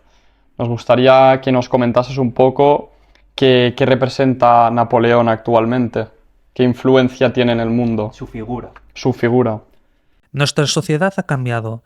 Ahora que tenemos tanta facilidad de acceso a la información, que podemos conectarnos entre nosotros, tanto si estamos de Berlín a Madrid, de Barcelona a Venecia. Yo creo que todos tenemos nuestra visión de las personas, pero parece ser que la que prevalece hoy día es crítica. Ahora Napoleón lo vemos como un precursor de Hitler. Y sí que es verdad que, por ejemplo, restableció la esclavitud en Haití, fue tiránico, perpetró masacres como la que os he contado en Egipto. Podemos decir que sí, que quería sobre todo favorecer a los franceses, a Francia por encima de Europa, y que fue el responsable de 6 millones de muertos. 6 millones. 6 millones de muertos en Europa. Fueron mucho peores las de la Segunda Guerra Mundial, pero es que no tenemos que... En esa época, ¿cuánta gente había? ¿Cuál era la demografía? En Madrid vivían 300.000 personas o 200.000 y en España Mucho 10 menos. millones, ¿no? Claro. Claro, para la época 6 millones son 20 de ahora, ¿no? A lo mejor, estamos hablando. Calculo. Se murieron 6 millones de personas y el reinado de Napoleón pues duró, digamos, casi 15 años. Entonces cada día debieron morir, vete tú a saber. Muy interesante, muy interesante. Me queda una pregunta abierta antes de cerrar este gran bloque de la entrevista de Napoleón, que es, ¿crees que figuras como Hitler, bueno, sobre todo Hitler, se vieron en gran parte influenciadas ¿Por él? por Napoleón, y por otros grandes líderes como Julio César y conquistadores, o Carlomagno, o Alejandro Magno, no sé, etcétera? Igual que Napoleón, Hitler era un enamorado de la historia. Y en 1940, cuando logró acabar con Francia, pues vengó la derrota que se había sufrido en la Primera Guerra Mundial, y eso fue para él pues un endiosamiento, el mismo que había tenido Napoleón en Austerlitz. Y pues lo admiraba, lo vio como un ejemplo a seguir, aun aunque fuera francés. Y esto se demuestra en que Napoleón exigió que el hijo de Napoleón, Napoleón II, fuese trasladado a los Inválidos, que es donde descansa Napoleón. Eso te demuestra que querían una conexión. Había un respeto, ¿no? Un respeto, una conexión. Bueno, Neil, ya hemos llegado al final de la entrevista. Ha habido un bloque muy extenso en el que hemos hablado de Napoleón, de su vida, curiosidades de la historia, etc. Pero viéndote a ti, viendo cómo eres, cómo hablas, eres una persona bastante formada en este ámbito y sobre todo en el histórico y sobre todo, todo de Napoleón. Y quería preguntarte, aparte de esto, entiendo que habrás leído mucho, te habrás informado mucho, ¿no? ¿Estás escribiendo algo? ¿Tienes alguna pasión relacionada con la escritura o algo que quieras contarnos aquí en este espacio que aprovechamos para darte esta ventana y que tú puedas comentárnoslo o simplemente decir algo que estés haciendo que te gustaría comentar? Soy un enamorado del conocimiento y sí, mi gran afición es la escritura. Y puedo decirte que escribo sobre todo relatos, estoy presentándome a concursos, a certámenes literarios, que creo que es la mejor ruta para hacerse un nombre. Y pues sí que me gustaría escribir una novela situada en los años que os he dicho que me interesan mucho, porque de alguna manera auguran el fin de Napoleón, que son 1808 y 1809, con la intervención napoleónica, la guerra de la independencia en España, y la nueva guerra contra Austria, que tiene al ejército comandado por el archiduque Carlos, que vencerá a Napoleón en Aspernesling. Interesante. Has estado en bastantes concursos y certámenes literarios. Para quien quiera contactar con Neil, dejaremos, bueno, ¿tienes redes sociales o un correo de contacto? Lo dejaremos. Y bueno, dejaremos en la descripción todo. Y nada, Neil, si quieres decir algo más, alguna obra más que estés escribiendo o algún comentario, ¿estás escribiendo algún relato más aparte de este? Yo sobre todo escribo en catalán. Vale. Pero, y bueno, los relatos, es decir, yo voy escribiendo relatos y si sale un certamen en el que en las bases me dicen que pues puede valer, que encaja por extensión, por temática, me voy presentando.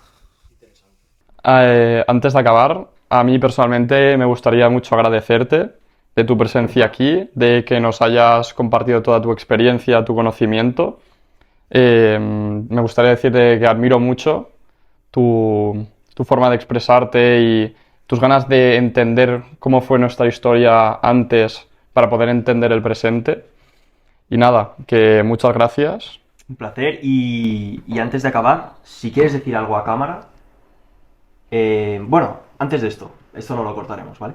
Siempre hacemos una pregunta a nuestros invitados que es: ¿dónde te ves dentro de 3 años? ¿Y qué le dirías a tu yo de hace 5 años? ¿Dónde me veo en 3 años?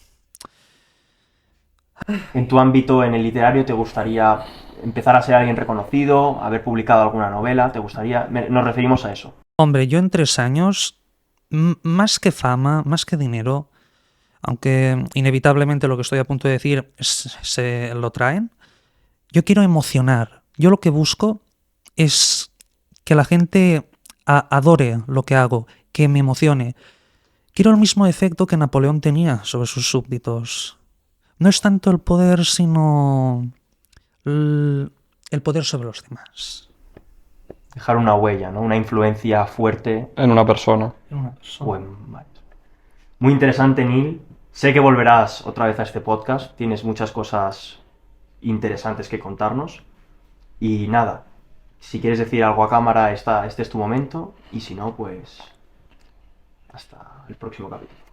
He estado muy cómodo y agradezco que me hayan invitado estos dos profesionales, a quienes deseo lo mejor. Gracias y nos vemos en el siguiente capítulo.